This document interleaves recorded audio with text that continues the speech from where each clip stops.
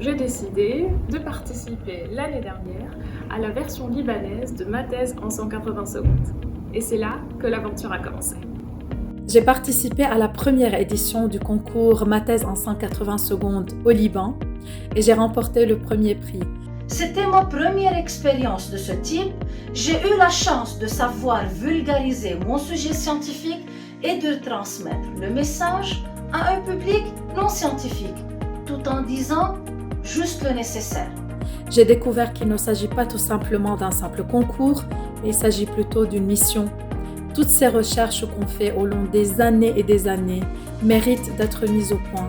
Grâce aux formations dispensées par l'AUF et le CNRS libanais, j'ai pu apprendre à utiliser des figures de style, de l'humour, du storytelling pour pouvoir créer une structure fluide de mon pitch.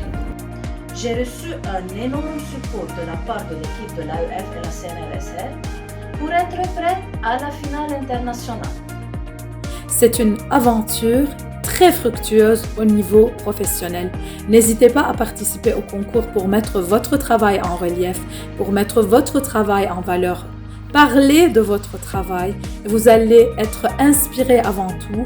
Vous allez également inspirer les autres. Dans un Liban qui est soumis à de multiples crises, on a vu aujourd'hui, on a pu démontrer avec éclat le grand talent de la jeunesse, des jeunes chercheurs du Liban et grand talent à la fois scientifique et puis dans cet exercice également en termes de communication, ce qui nous fait fonder à la fois beaucoup d'espoir sur la capacité de la jeune génération à relever les nombreux défis auxquels est confronté le pays. L'importance de cette compétition, c'est qu'elle met le lien entre le scientifique et la société au cœur des préoccupations d'aujourd'hui.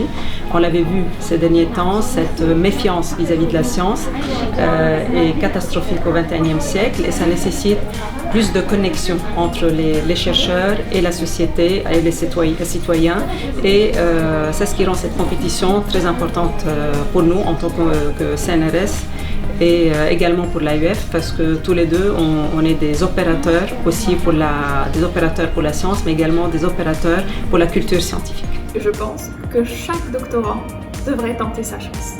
Qui sait, le prochain lauréat, ça pourrait être vous.